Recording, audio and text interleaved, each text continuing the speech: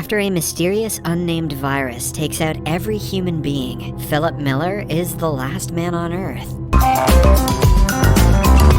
Is driving around America to look for more people. He goes to every single state, making announcements to empty cities and stealing artifacts and paintings from museums. After the failed mission to find humans, Philip decides to return to his hometown, Tucson. Still, at the last attempt to find someone, he writes "Alive in Tucson" on every billboard he can find. In Tucson, he goes to his shabby apartment and packs up all the necessary stuff before making his way to a gated community in the more lavish part of the city. He chooses the biggest house and declares it as his new home. He spends the next few days decorating the house with all the famous paintings, a mat from the White House, a dinosaur skull, Academy Awards, and many more artifacts worth billions of dollars. Nicolas Cage would be proud. Every day before going to sleep, Philip makes sure to apologize to God for masturbating so much and wishes that he sees the face of at least one woman before his death. Thankfully, there are still a plethora of cars that he can use to drive around. He goes to the grocery store in his underwear and breaks in using a gun. In only a year, he has completely forgotten basic decency. Now that he has no one to impress, he also does everything that was just an impulsive thought before the virus, like destroying the pile of cans in the store and bringing hundreds of adult films home. To pass time, he plays racquetball with himself, uses lamps and aquariums as bowling pins, and crashes cars into each other. The chaos makes him feel a hint of adrenaline and helps him cope with the loneliness. After about a month, he starts to lose his sense of sanity. Moreover, being alone on his birthday reminds him of everything he failed to appreciate when life was normal. He misses his mother, his life, and humans in general. The scene cuts to a few months later. The grand mansion Philip lived in has turned into a dumping site. It is filled with plastic and cans that he never cleans up because there won't be a meaning to it anyway. He hasn't showered in days and has started living like an animal. The house lacks running water and the toilet is covered in plastic bottles. So instead, Philip makes a hole in the springboard and uses the pool as his toilet. He also fills a kid's pool with margaritas and bathes in it while simultaneously drinking from it. Let's hope he never gets the two pools confused. Then, one day, he goes to the bar and draws faces on balls, assigning them names and personalities. He talks to them like they're his real friends, just to feel like he isn't lonely. At night, he brings a ball named Gary to a clothing store and hits on a mannequin that he has a crush on. When her arm breaks, Philip loses his mind. He decides that he doesn't want to live anymore and goes to the nearby hill to commit the unthinkable. He wishes farewell to all of his ball friends, promising to remember them for eternity. Then, he gets inside his car and drives towards the hill at full speed. Suddenly, he sees smoke rising far away and stops the car seconds before it crashes. Philip can almost not believe his eyes. He immediately follows the smoke and reaches a trailer that is clearly inhabited by a person. Then, he notices something he had been begging to see for the past year. Someone has left their bra to dry in the sun. Philip smells it and is so overwhelmed that he falls unconscious.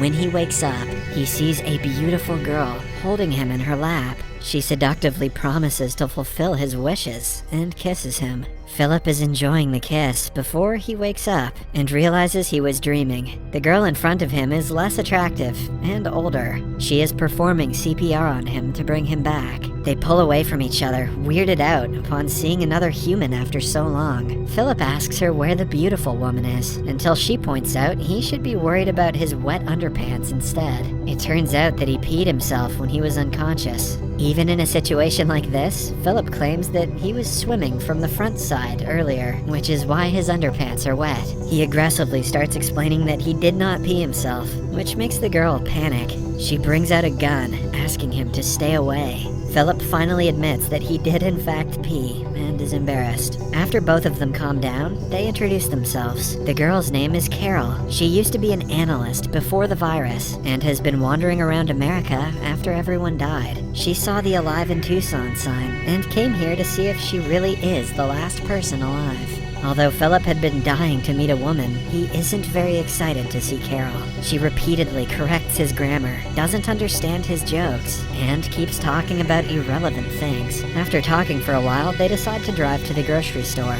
On the way, Carol complains about him crossing the stop sign. Despite Philip arguing that there is no traffic, she remains adamant that they have to follow the rules, or else they will start living like animals. To make her feel better, he stops at a sign and looks to both sides, confirming that no one is crossing the road. Her nagging doesn't stop when they reach the grocery store, and Philip parks in the handicap spot. They get into their fifth argument of the day, with Philip insisting that this imaginary handicapped person has a lot of space to park his car. When Carol still urges him to park somewhere else, he runs the vehicle straight into the store. Following that, she goes to take a tour of his house and is disgusted by the way he lives. He has 2 swimming pools, one filled with feces and the other with garbage. Carol also accuses him of stealing the paintings, even though he argues they didn't belong to anyone anymore. By the end of the house tour, Philip asks her to go back to her campsite. The next morning, he is woken up by Carol cleaning up his house. She nags him to get gardening and cleaning supplies from the store because they have to start living like human beings. At night, Philip goes to his ball buddies and complains about Carol. Even though he has only known her for a day, he feels like they are a married couple who desperately need to get a divorce. The following morning, things get worse for him as she moves into the house next door. He tries to shoo her away, but Carol, being Carol, is stubborn. She asks him if he is scared of being seen naked, and as a reply, Philip takes off his pants. Carol finally addresses the elephant in the room and brings up the topic of reproduction. She thinks that they are the chosen ones who have been given the duty to repopulate the earth. Philip says he wouldn't sleep with her even if she was the last woman on Earth, which is true in this case. In the next scene, he is in his outdoor toilet when Carol approaches him. She wants him to find a way to get running water to their house. That way, they can grow tomatoes and other fruits. When he refuses to help, she tries to bribe him with fresh tomatoes, but he doesn't care. She should know better than to try bribing a guy who poops off a diving board. However, when it gets dark, he breaks into her garden and eats all of her vegetables. Carol knocks on his door the next morning and finds him covered in leftover tomatoes. Philip still claims that he isn't the one who stole them. He also notices Carol has hurt her leg while trying to transfer water to her house from a manhole. A few days later, she gives up on trying to live like a decent human. Philip finds her making an outdoor toilet in a fountain, copying his swimming pool toilet. Carol thinks that they might not be the chosen ones, but instead the forgotten ones who have no purpose in life. They are in no way capable of creating an entire human civilization when they cannot even arrange a toilet in their million-dollar mansions. Philip, who is used to seeing Carol as an optimistic person, feels awful for her. Hence, he goes to the city's water tank and arranges a way to water Carol's garden. She is finally happy to see a good side to him and invites him for dinner. At night, Philip enjoys an organic meal after a long time. The topic of sex is brought up, and Philip says he is ready to sleep with her now. However, to his surprise, Carol doesn't want to make love before marriage. Initially, Philip laughs, thinking that it is a joke, but she turns out to be serious. Even though the idea is ridiculous, he proposes to make her feel better. At last, they decide to get married the next day. In the following scene, they are in church saying their vows. Philip thinks it isn't necessary, but goes with the act anyway. When they step out of the church, they are welcomed by a crowd of guests. Philip realizes he has made a mistake and screams. Then, he wakes up on his bed, thankful that it was only a dream. He even has to check out the window to ensure that most of the world is still dead. A while later, Carol comes to his house with food. She thinks they should elect the President of the United States by voting. It is useless, but Philip elects himself and becomes the president unanimously. Then, the two enjoy spaghetti and raisin balls, which Carol thinks is a good alternative to meatballs. Following that, the day of the wedding finally comes. Carol prepares the decorations and cake, while Philip is tasked to get rings for them. However, instead of getting the rings, he throws a bachelorette party for his ball buddies, setting fire to random things in a parking lot. He even goes to say goodbye to the mannequin, telling her that she will always remain the love of his life. At the end of the day, he goes to the church, where Carol has prepared a recording that will officiate their wedding. After brief vows, it is finally time to exchange rings. This is when Carol discovers that he didn't get them. She realizes she is the only one putting effort and calls off the wedding. Later, Philip knocks on her door, trying to talk to her, but she doesn't reply. Hence, he breaks down the front door with a hammer and enters the house. To his surprise, she has actually put in an effort to decorate it. She has even prepared a cake for them with his statue on top. Philip feels awful about what he did and apologizes to her. He also reveals that he doesn't really like her personality or the food she cooks, but even so, he is glad that she exists, because without her, he would not be alive right now. With that being said,